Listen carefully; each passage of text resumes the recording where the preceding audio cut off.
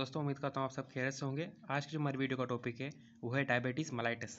आज इस वीडियो के अंदर हम जानेंगे कि डायबिटीज़ मेलाइटिस होता क्या है और उसके कितने टाइप्स होते हैं, वो भी इस वीडियो के अंदर हम देखेंगे। बहुत ही ईजी करके मैं आपको समझाने वाला हूँ। आइए स्टार्ट करते हैं वीडियो को। सबसे पहले देखते हैं इंट्रोडक्शन।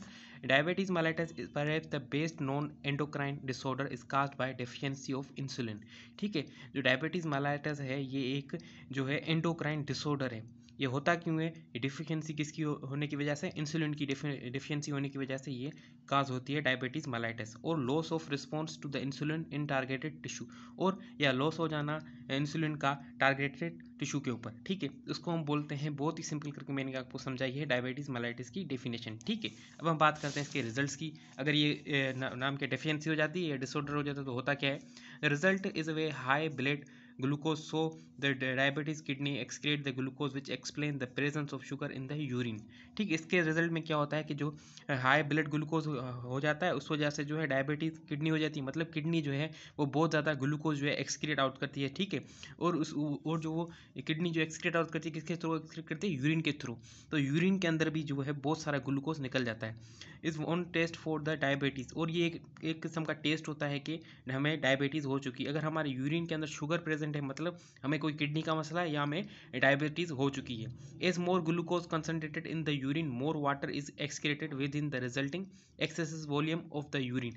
जैसे कि जब हमारा यूरिन कंसनट्रेटेड मतलब गाढ़ा हो जाता है, क्योंकि उसके अंदर जो है ग्लूकोज भी आता है, तो उसके लिए हमें वाटर की कंजम्पशन भी बहुत ज़्यादा चाहिए, क्योंकि वाटर कंसनट्रेट हो जाता है तो उसके साथ पानी भी यूरिन के साथ बहुत ज़्यादा निकल जाता है। ठीक है, और ग्लूकोज भी साथ, resulting in excessive volume of the urine and persistent thirst. तो उस वजह से हमें बार बार प्यास लगती है। तो ये एक भी जो बार बार प्यास लगना और बार बार यूरिन आना, ये भी एक सिम्टम है डायबिटीज़ मेलाइटिस की। ठीक है, हमने रिजल्ट की बात कर ली। अब हम बात करते हैं types of diabetes mellitus.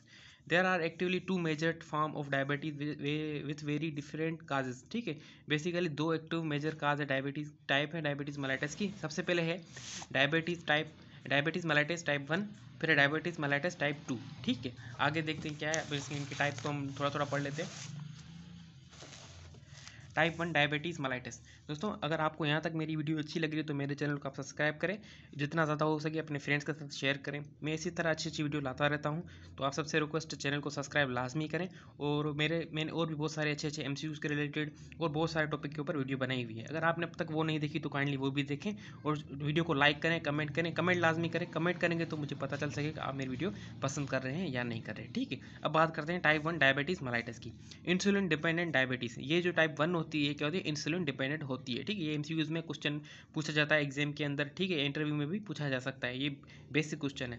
Is an autoimmune disorder, ये क्या है? ऑटो इम्यून डिसऑर्डर है in which the immune system mount and attack on the cell of the pancreas. इसके अंदर क्या हो जाता है कि जो हमारा इम्यून सिस्टम है वो पेनक्रियाज के ऊपर अटैक कर देता है। ठीक है, तो हमारा पेनक्रियाज जो हमारा इंसुलिन पैदा ही नहीं करते। ठीक है, तो वो ये क्या करता है? डायरेक्ट हमारे पेनक्रियाज के ऊपर अटैक करता है। तो ये क्या है? इंसुलिन डिपेंडेंट डायबिटीज़ है। This disorder usually occur rather suddenly during childhood. और ये बात भी आपको याद रखनी है कि जो टाइप 1 डायबिटीज़ मेलाइटिस है ये हमें बचपन में हो जाता है या चाइल्डहुड के अंदर भी हो सकता है। ठीक है, destroying the person ability to produce insulin. और इससे होता क्या है कि वो जो पर्सन है या कोई बच्चा है वो क्या करेगा? उसके अंदर एबिलिटी नहीं होगी कि वो इंसुलिन पैदा कर सके। ठीक है, या बना सके, क्योंकि वो पेनक्रियाज के ऊपर डायरेक्ट अटैक हो जाता है। उस वजह से ये हो गया टाइप 1 डायबिटीज़ मेलाइटिस। बहुत ही ईजी करके मैंने आपको समझा दिया।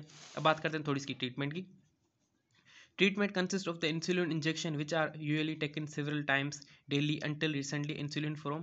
तो इसकी ट्रीटमेंट ये है कि ये जो मुश्तमिल होता है इंसुलिन इंजेक्शन के ऊपर। ठीक है, वो हम दे सकते हैं कभी बहुत सारे टाइम के हिसाब से देते हैं, कभी डेली दे सकते हैं रिसेंट, और फिर क्या है? until recently insulin from insulin injection was excreted from animal pancreas. पहले क्या होता था? जो इंजेक्शन बनाते वो हम एनिमल्स के पेनक्रियाज से लेते हैं, तो वो जो प्रोसेस था वो बहुत ज़्यादा मुश्किल था, उसके लिए बहुत सारे एनिमल्स रिक्वायरमेंट थे। पर फिर हमने क्या किया? जेनेटिक इंजीनियरिंग का यूज़ किया, वो बहुत ही ईजी प्रोसेस हो गया। ठीक है, बट क्या है? But genetic engineering has provided recently inexpensive source of human insulin by the inserting gene from the hormone into bacteria. ठीक है, इसके अंदर क्या है कि हमने हार्मोन को इंजेक्ट किया बैक्टीरिया के अंदर, तो उससे जेनेटिक प्रोसेस के थ्रू, जेनेटिक इंजीनियरिंग के थ्रू हमने इंसुलिन बनाना शुरू कर दिया। तो इसका कहने का मकसद ये है कि पहले हम जो इंसुलिन की ट्रीटमेंट बनाते थे वो एनिमल के पेनक्रियाज से बनाते थे। उसके बाद क्या किया हमने? इंसानों से हमने एक इंसुलिन लिया, उसको जेनेटिक इंजीनियरिंग के थ्रू बैक्टीरिया के अंदर ट्रांसफ़र किया, तो वो जेनेटिक इंजीनियरिंग के प्रोसेस के थ्रू वो कॉपी करता क्या करता है, बैक्टीरिया पता है आपको बहुत ज़्यादा जल्दी डिवाइड होता है, ठीक है। तो अब हम जेनेटिक इंजीनियरिंग थ्रू से ट्रीटमेंट ले रहे हैं, पहले हम एनिमल से ले रहे थे, ठीक। ये होगी टाइप 1 डायबिटीज़ मेलाइटस की पूरी बात। अब बात करते हैं टाइप 2 की। Type 2 diabetes mellitus non insulin dependent diabetes, ये जो होती है नॉन इंसुलिन डिपेंडेंट डायबिटीज़ होती है। वो इंसुलिन डिपेंडेंट होती है, उसके लिए हमें इंसुलिन लाजमी देनी पड़ती है इंजेक्शन की फॉर्म में, ठीक है। और इसके अंदर जो हम नॉन इंसुलिन डिपेंडेंट डायबिटीज़, इसके अंदर डिपेंडेंट नहीं होती। इस करेक्टराइज इधर by the deficiency of insulin, ये होती है कि डिफिशिएंसी हो जाए इंसुलिन की, और more commonly by reduce responsive in to targeted due to some changes insulin receptor, और कुछ भी वजह हो सकती है, जैसे कि इंसुलिन के रिसेप्टर का सही काम नहीं करना, उस वजह से भी ये हो सकती है। आगे देखते हैं क्या है इसके अंदर। फिर क्या लिखा हुआ है, type 2 diabetes usually occur after about age of 40, becoming more likely with in the increase age. और आपको ये बात याद रखनी है कि जो टाइप 2 डायबिटीज़ मेलाइटिस है ये 40 साल के बाद हो सकती है, ठीक। और ये ओल्ड एज में होती है, मतलब जैसे हमारी उम्र बढ़ती जाती है वैसे हमें हो सकती है, ठीक है। बट जो टाइप 1 थी वो हमें चाइल्डहुड के अंदर होती है, ठीक है। ये आपको बात याद रखनी है, ये एग्जाम में पूछी जा सकती है। More than 90% of the diabetes are type 2, और बहुत कॉमन जो डायबिटीज़ की टाइप कौन सी है, वो टाइप 2 है, ठीक है। ये भी आपको याद रखना है। And many can manage their blood glucose slowly by exercise and dietary control, और ये हम थोड़े हद तक कंट्रोल भी कर सकते हैं, क्योंकि हम एक्सरसाइज वगैरह कर सकते हैं, और अपने जो डाइटरी फूड वगैरह को खाने पीने के अंदर भी कुछ कंट्रोल कर सकते हैं, तो वो हमें रिवर्स हो सकती है। Heredity is a major factor in type 2 diabetes, और जो हेरिडिटी है, मतलब मेरे अब्बू को है या दादा को है तो मुझे भी हो सकती है, तो ये हेरिडिटी फैक्टर भी बहुत ज़्यादा इंपॉर्टेंट रोल प्ले करती है टाइप 2 डायबिटीज़ की, ठीक है। तो हमने ये बात कर दी डायबिटीज़ टाइप 1 और टाइप 2 की, बहुत ही ईजी करके मैंने आपको समझाया है। अब हम बात करते हैं common symptoms of diabetes mellitus. अब हम ये भी पता होना चाहिए ना कि सिम्टम कौन कौन से होते हैं टाइप 2 डायबिटीज़ मेलाइटस के। फ्रीक्वेंट यूरिनेशन, जिसको बोलते हैं पोलीयूरिया। एक्सेसिव थर्स्ट, बहुत ज़्यादा प्यास लगना, इसको बोलते हैं पोलीबैडिसिडिया।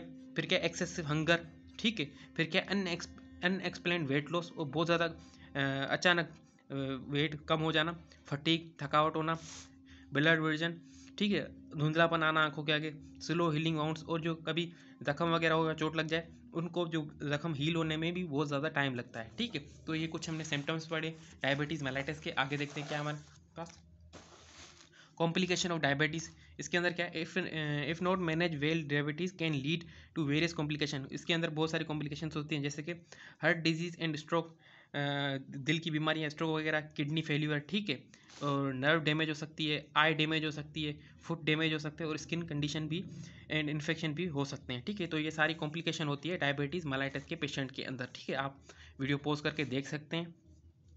अब बात करते हैं prevention and management, healthy diet, ठीक है। अब हम कौन कौन से तरीके अपना सकते हैं डायबिटीज़ से बचने के लिए। हेल्थी डाइट बहुत ही ज़्यादा इंपॉर्टेंट रोल प्ले करती है, ठीक है। हमें जब भी हम अपनी डाइट हेल्थी रखते हैं तो हमें बहुत कम चांसेस होते हैं कि हमें कोई भी बीमारी, डायबिटीज़ के अलावा कोई भी बीमारी ना हो सके, ठीक है।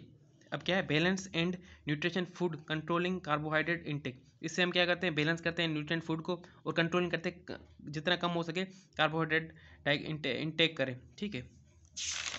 आगे क्या है, एक्सरसाइज जैसे मैंने आपको बताया बहुत ज़्यादा इंपॉर्टेंट रोल प्ले करता है हमारे सेहत के लिए। एक regular physical activity help control blood sugar level, ठीक है। जैसे हम ज़्यादा एक्सरसाइज वगैरह करेंगे तो उससे हमारा जो ब्लड शुगर लेवल है वो कंट्रोल रहेगा। फिर क्या है, मेडिटेशन भी बहुत ज़्यादा ज़रूरी है। Depending on the type of diabetes, meditation like insulin और ओरल ड्रग में बी नेसेसरी, ठीक है। वो मेडिकेशन लिखा हुआ है, मैंने आप गलती से मेडिटेशन पढ़ लिया, या आप देख लेना, ठीक है। ये है मेडिकेशन, मतलब हम कौन कौन सी दवाई ले सकते हैं depending on the type of diabetes, diabetes के टाइप के हिसाब से, लाइक इंसुलिन और ओरल ड्रग्स में भी नेसेसरी, उससे लिए हम इंसुलिन भी ले सकते हैं, और कोई ओरल जो माउस के थ्रू भी हम ले सकते हैं वो ज़रूरी होती है, ठीक है, डायबिटीज़ के पेशेंट के लिए। फिर क्या है, रेगुलरी मॉनिटरिंग, और हमें चाहिए कि हम रोज़ाना मॉनिटर करें, चेक करते रहें कि हमारा शुगर कितना है, क्या है। Monitoring blood glucose level regularly help track progressive and avoid complications. ठीक है, तो उससे हमें हमारी जो है शुगर का वगैरह और डायबिटीज़ का पता चल सकेगा कि उसमें ज़्यादा बढ़ रही है या कम हो रही है, तो हमें आगे चल के कोई भी मसला या कॉम्प्लिकेशन नहीं होगी। तो दोस्तों उम्मीद करता हूँ कि आपको ये मेरी वीडियो यहाँ तक पसंद आएगी। अगर मेरी ये वीडियो आपको पसंद आ रही है और मेरे चैनल पे आप दूसरी भी वीडियोस भी देख सकते हैं। जितना ज़्यादा हो सके मुझे सपोर्ट करें, चैनल को लाइक करें, शेयर करें, सब्सक्राइब करें। आप सबका शुक्रिया। फिर भी आप मेरे चैनल को देखते हैं, वीडियो को देखते हैं, लाइक करते हैं। मिलते हैं किसी और अच्छी वीडियो में, और कमेंट करके बताएं नेक्स्ट आपको कौन से टॉपिक पे वीडियो चाहिए। आप सबका शुक्रिया।